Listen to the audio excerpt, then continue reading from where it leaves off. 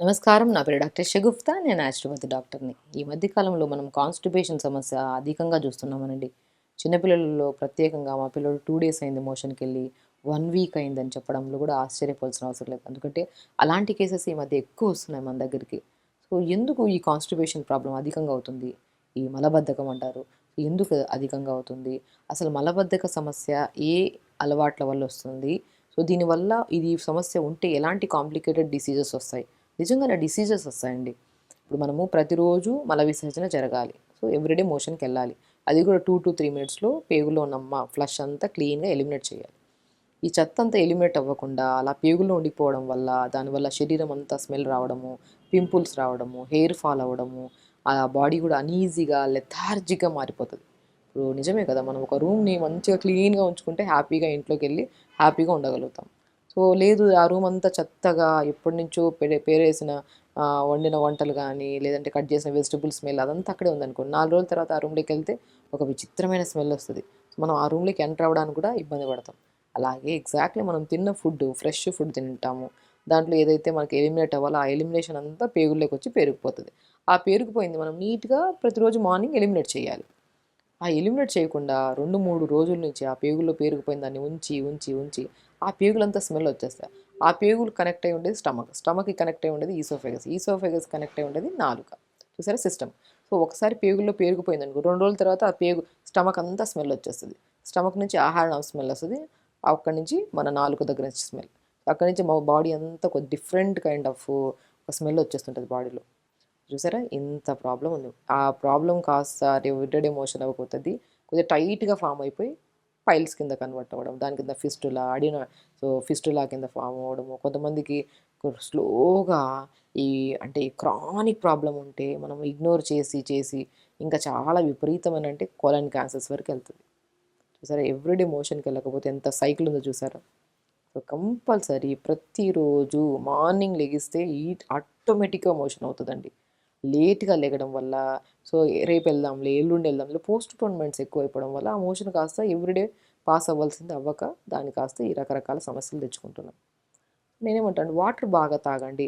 అసలు కాన్‌స్టిపేషన్ ఉంటే ఏం ఫుడ్‌లు తినాలి? ఏం చేయాలంటారు? నేను అన్నిటికంటే ఇంపార్టెంట్ వాటర్ బాగా తాగండి అంటాను. మనం పర్ డే అట్‌లీస్ట్ 3-4 లీటర్స్ వాటర్ తాగామనుకోండి, మనం తిన్న ఫుడ్ అంతా డైజెషన్ అయ్యి నీట్‌గా ఎలిమినేట్ అవుతది. అసలు వాటర్ మేజర్ థింగ్ వాటరేనండి. మనం కాన్‌స్టిపేషన్‌కి ఏదైనా రెమెడీ చెప్పమంటే నేను ఒక్కటే అంటా. ఫస్ట్ మీరు వాటర్ బాగా తాగారండి ఆటోమేటిక్‌గా సమస్య పోతది. దాని తర్వాత రండి ఇంకా ఆ ప్రాబ్లమ్ సాల్వ్ కాకపోతే అప్పుడు నేను ఏమి యాడ్ చేయాలో ఫుడ్‌లో యాడ్ చేయమంటాను. సో, పిల్లలు ఎక్కడ వాటర్ తాగుతున్నారు? నేను అడిగితే ఈ ప్రాబ్లమ్‌తో వచ్చే వాళ్ళకి ఎంత వాటర్ తాగుతారంటే 2 గ్లాసెస్, 3 గ్లాసెస్ ఆశ్చర్యపోస్తది ఒకసారి. 2-3 గ్లాస్ తాగడం ఏంటండి? శరీరంలో 5 లీటర్ల బ్లడ్ ఉంటది. దాన్ని అసలు డైల్యూట్ చేయాలి, హెల్తీగా ఉండాలంటే అట్‌లీస్ట్ మనం 3.5-4 లీటర్స్ వాటర్ తాగాలి. ఇంక రిమైనింగ్ మనం ఫైబర్ ఉన్న ఫుడ్స్ గానీ, మజ్జిగలు తాగుతూ ఉంటాము. ఉడకబెట్టిన రైస్ ఇవన్నీ తింటున్నాం కాబట్టి అక్కడి నుంచి వాటర్ వస్తాయి. సో, అక్కడి నుంచి మన ఈ 1 లీటర్, ఈ 3.5 లీటర్, 1 లీటర్, 4 లీటర్స్ అన్నా, 4 ½ లీటర్ అన్నా కవర్ చేయొచ్చు. సో, వాటర్ లేకపోతే ఎక్కడ? So, constipation leads to less water. Water సరిగ్గా తాగకపోతేనే మోషన్ సరిగ్గా రాదు.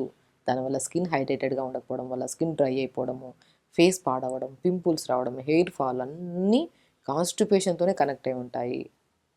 సో, దయచేసి నేను ఒకటే అంటాను. కాన్‌స్టిపేషన్ రావడానికి మొట్టమొదటి మేజర్ పార్ట్ వాటర్ సరిగ్గా లేకపోవడం వల్ల. మీరు ప్రాపర్ వాటర్ తాగండి. ఎవ్రీడే ఫ్లష్ అయిపోతది. ఇప్పుడు మనము ఒక మోతాదులో ట్యాప్ వదిలాము. స్లోగా వస్తున్నాయి వాటర్. అప్పుడేమవుతది? చిన్నగా తక్కువగా వాటర్ వదిలామనుకోండి, ఆ మన పైప్ లైన్‌లో ఉన్న చెత్తంతా అక్కడక్కడ పేరుకొని ఉంటది. పోతాయంట గానీ వాటర్ చిన్నగా పేరుగు. అసలే ట్యాప్ వదలలేదు. కొద్దిగా 1 డ్రాప్ బై 1 డ్రాప్ ఆ పేరుకుపోయిన చెత్తంతా అక్కడ మన పేగుల కింద కన్వర్ట్ ఇప్పుడు పేగులను చూడండి ఎగ్జాంపుల్ మనం ట్యాప్‌లో వచ్చే పైప్‌ని కనెక్ట్ చేసిన దాన్ని మనం ఎగ్జాంపుల్‌గా తీసుకుంటున్నాం. అదేమవుతది? క్లీన్‌గా ఫ్లష్ అవ్వదు. అదే ఫోర్స్‌ఫుల్‌గా మనం వాటర్ వదిలామనుకోండి నీట్‌గా ఫ్లష్ అయిపోతది. ఎక్కడ చెత్త చెదారం అంతా ఉండదు. సో, ఎగ్జాక్ట్‌లీ అలాగే మనం తాగిన వాటర్ ప్రాపర్‌గా ఉంటే పేగుల్లో ఉండేదంతా చెత్తంతా ఎక్కడ పేరుకుపోకుండా ఆ లోపల ఉన్న వాల్స్ కూడా ఫ్లష్ అయిపోయి నీట్‌గా బయటకొస్తాయి.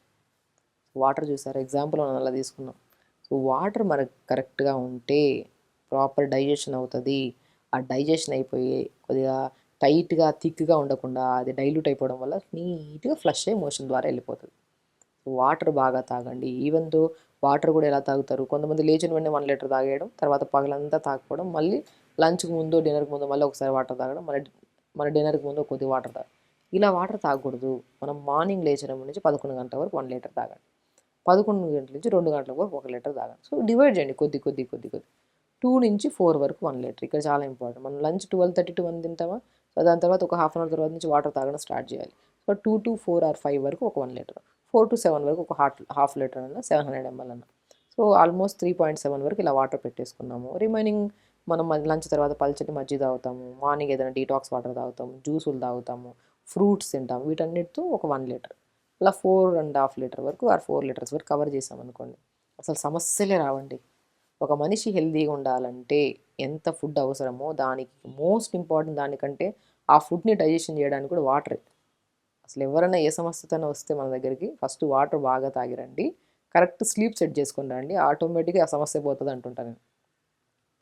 సో ప్రాపర్ వాటర్కి చాలా ఇంపార్టెన్స్ అండి. అది ఈవెన్ దో నేను వాటర్ కూడా చెప్తుంటాను, ఈ మధ్య వాటర్ కూడా చాలా డిఫరెంట్ వస్తున్నాయి, అసలు వాటర్ కూడా అసలు కెమికల్స్ వచ్చాయని కలుపుతున్నారంట. నేను ఏమంటానంటే మనం రాగిది కానీ మన బింది కానీ లేదంటే మట్టి కుండ కానీ తెప్పించుకోండి. మంచిగా చెప్తున్నాను చూడండి, చాలా జాగ్రత్తగా ఉండండి. కాన్స్టిపేషన్ ప్రాబ్లం ఉండే వాళ్ళు ఇలా ప్రిపేర్ చేసుకొని వాటర్ తాగండి, ఆటోమేటిక్గా కాన్స్టిపేషన్ ప్రాబ్లం పోతుంది మనకి. ఒక మంచిగా టబ్ తెచ్చేసుకొని దాంట్లో ఇసుక వేయండి మంచిగా, ఆ ఇసుక వేసి ఆ మధ్యలో కుండను పెట్టండి. ఆ కుండ చుట్టూ కొద్దిగా గోధుమలు కానీ రాగులు కానీ సజ్జలు కానీ వేస్తే 2-3 రోజులు మంచి మొలకలు వస్తాయి. ఆ మొలకలు వచ్చినవి ఆ మట్టి కుండకు తగిలితే ఆ మట్టి కుండలో లోపల ఉన్న వాటర్ కొద్దిగా ప్యూరిఫైడ్గా ఉంటాయండి. పాతకాలంలో అలాగే తాగేవాళ్ళే. అందుకని అసలు ఏ మినరల్స్ డెఫిషియన్సీస్ వాళ్ళకు ఉండేవి కాదు, ఏ నరాల బలహీనతలు, తిమ్మర్లు, కాన్స్టిపేషను, ఇంకా రక్తహీనత సమస్యలు, ఐరన్ తగ్గడాలు ఏమి ఉండేవే కాదు. బికాస్ ఇలా వాటర్ తాగేవాళ్ళు. రాగి చెంబులో కొంతమంది తాగేవాళ్ళు, ఇలా మట్టి కుండలో వాటర్ తాగేవాళ్ళు, అందరూ హెల్తీగా ఉండేవాళ్ళు. ఇప్పుడు రకరకాల మిషన్స్ వచ్చేసాయి, రకరకాల ప్యూరిఫైడ్లు ఇవన్నీ వచ్చేసాయి. ఇంతకుముందు అసలు ఉండేవే కాదు అవి. మనం చెరువుల్లోకి వెళ్ళేసి కూడా ఇలా తాగేవాళ్ళు చాలామంది. ఇప్పుడు ఎందుకు అంత ప్రాబ్లమాటిక్ అవుతుందంటే సో కెమికల్స్ అండి అంత. సో మనం ఇంట్లో హ్యాపీగా మనం పాతకాలం పద్ధతి ఒక మంచిగా మట్టి కుండ తెచ్చుకొని చుట్టూ గోధుమలు వేయండి, చుట్టూ రాగులు వేయండి. ఆ గోధుమ గడ్డి ఇంకా మంచిది. ఆ గోధుమ గడ్డిని కొద్దిగా కట్ చేసి డైలీ మనం మట్టి గుడ్డు చుట్టూ వేస్తాం కాబట్టి వారానికి ఒకసారి కానీ 10 daysకి ఒకసారి కానీ ఆ మొత్తం తీసి మళ్ళీ గోధుమలు వేయండి. ఆ గోధుమ గడ్డి వస్తుందా, ఆ గోధుమ గడ్డి కొద్దిగా కట్ చేసుకొని మనము సొరకాయ జ్యూస్ కానీ కీరా జ్యూస్ కానీ తాగుతుంది, ఆ గోధుమ గడ్డి కూడా యాడ్ చేసుకొని జ్యూస్ తాగండి. మోషన్కి ఇంకా అద్భుతంగా పనిచేస్తుంది కీరా జ్యూస్ కానీ విత్ గోధుమ గడ్డితో వేసిన జ్యూస్. సో మనము క్యారెట్ జ్యూస్ కానీ సొరకాయ జ్యూస్ కానీ తాగితే ఇంకా మోషన్కి చాలా మంచిది. అండ్ పేగులు కూడా ఇంకా స్ట్రాంగ్గా ఫామ్ అయిపోయి మంచి బీట్రూట్ విత్ గోధుమ గడ్డి జ్యూస్ కూడా అద్భుతంగా పనిచేస్తుంది. మంచి బ్యాక్టీరియా ఫామ్ అయిపోయి పేగులు ఇంకా హెల్తీగా ఉండడానికి.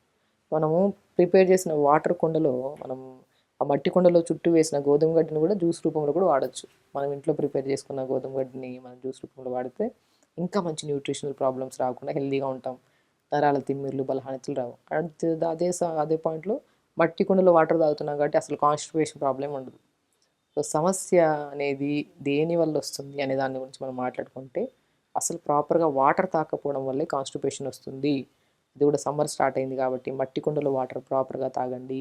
ఇంకా జ్యూసెస్ విషయానికి వస్తే కొద్దిగా సొరకాయ, చిన్న అల్లం ముక్క, కొద్దిగా గోధుమ గడ్డి ఒకరోజు బీట్రూట్, గోధుమ గడ్డి కొద్ది, చిన్న పుదీనాకులు 4-5 వేసి జ్యూస్. ఈ జ్యూసెస్ కూడా మస్క్ మిలన్ జ్యూస్ కూడా అద్భుతంగా పనిచేస్తుంది.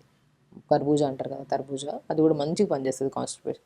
ఇలా మంచిగా ప్రిపేర్ చేసుకొని జ్యూసెస్ తాగండి. కాన్స్టిపేషన్ ప్రాబ్లం మనమే చేతులారా తెచ్చుకున్న సమస్య. దాన్ని పోగొట్టుకోవాలంటే హ్యాపీగా ఇలాంటి వాటర్స్ బాగా తాగుతుంటే సమస్య ఆటోమేటిక్గా పోతుంది. కాబట్టి కాన్స్టిపేషన్ ప్రాబ్లమ్ని అలా అరే పెద్ద సమస్య అనుకోకుండా దాన్ని వాటర్ బాగా తాగితే కూడా పోతుంది. వాటర్తో పాటు ఈ జ్యూసెస్ తీసుకోవడం, ఫైబర్ ఫ్రూట్స్, జామకాయలు తీసుకోవడము, మస్క్ మిలన్ ఫ్రూట్స్, దానిమ్మకాయలు కూడా మంచిగా అద్భుతంగా పనిచేస్తాయి. ఇవన్నీ తీసుకుంటూ ప్రతిరోజు యోగా చేసుకుంటూ తొందరగా పడుకుంటే సమస్య రాదు.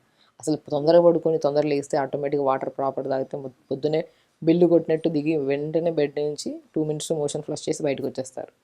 కాబట్టి సమస్య అనేది మనం తెచ్చుకుంటున్నామా మన చేతులారా, లేదంటే అంటే నీళ్ళు తాకపోవడం వల్ల, లేట్గా లేకడం వల్ల, సంథింగ్ ఏదో ఫిజికల్ యాక్టివిటీ లేకపోయి 3 సెట్ చేసుకుంటే ఆటోమేటిక్గా ఈ సమస్య కాదు ఏ సమస్య రాదు మనకి. సో కాబట్టి హెల్తీగా ఉండండి, హ్యాపీగా ఉండండి. నమస్కారం.